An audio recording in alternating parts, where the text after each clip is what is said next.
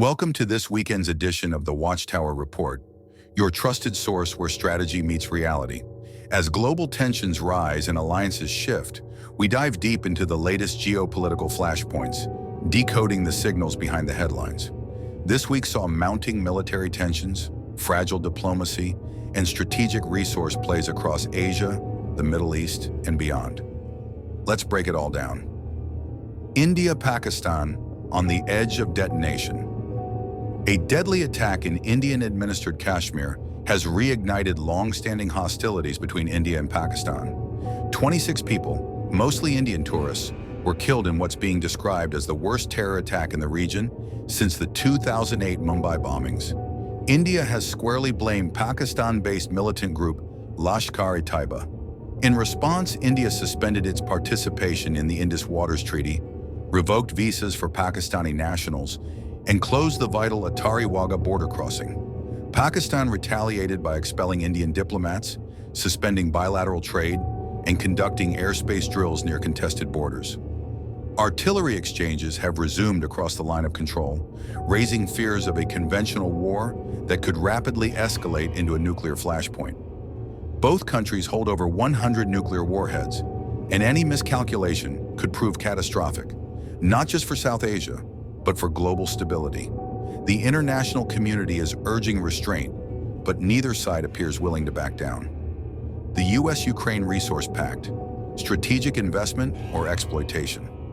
The United States and Ukraine have inked a pivotal new agreement, the United States-Ukraine Reconstruction Investment Fund. This fund grants the US a stake in Ukraine's rare earth minerals and critical resources, with profits shared equally, but only if peace is achieved.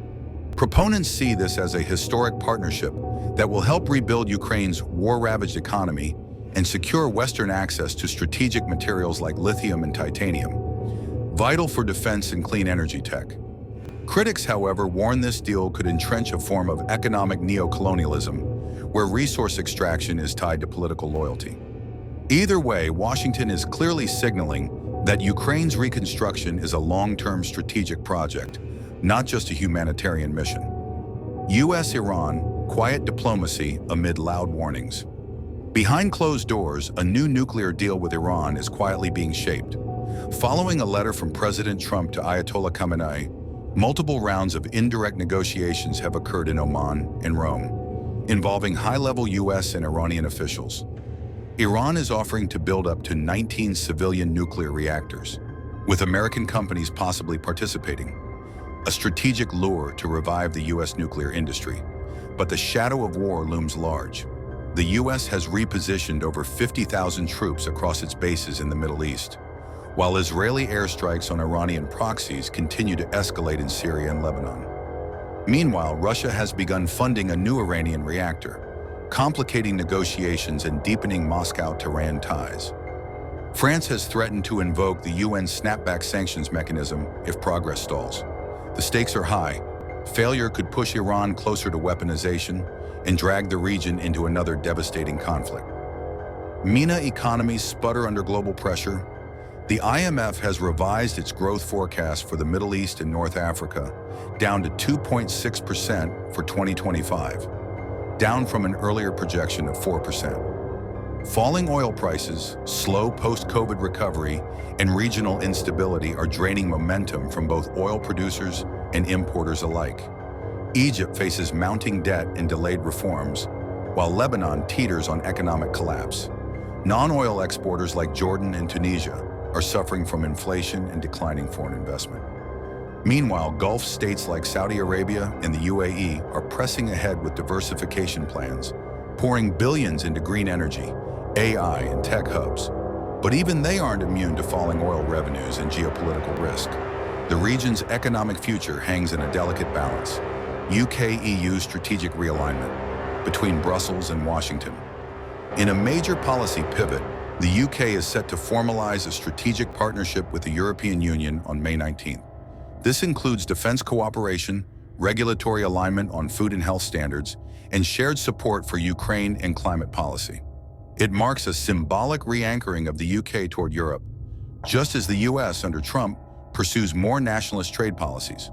However, the deal risks straining post-Brexit US-UK negotiations, particularly as the US pushes for greater market access for American agricultural products. British officials insist the deal isn't anti-Trump, but the optics suggest otherwise. Australia and China, the silent standoff. Australia heads toward its 2025 federal election, but the China issue remains the elephant in the room. Both major parties are avoiding hardline rhetoric, fearful of alienating Chinese-Australian voters and business interests. Yet the risks are growing. Beijing has deepened influence through infrastructure ownership, telecom systems, and soft power networks embedded in universities and cultural centers. Cybersecurity experts warn that Chinese tech firms pose serious risks to Australian critical infrastructure. And in the South China Sea, Australia's military remains on edge, as Chinese naval forces increase patrols near Australian waters. Without a clear China policy, Canberra risks being caught off guard, strategically exposed in the Indo-Pacific. Democratic flashpoints, Romania and Singapore. In Romania, presidential elections are being re-held after the previous vote was annulled due to confirmed Russian cyber interference. The far-right Alliance for Romanian Unity is currently leading in polls, a shift that could destabilize EU relations. Singapore's elections are progressing smoothly, with the ruling People's Action Party expected to maintain power, but with growing opposition calls for reform and media freedom. Global outlook. Fragmentation intensifies. The World Economic Forum's Global Risk Report 2025 paints a bleak picture.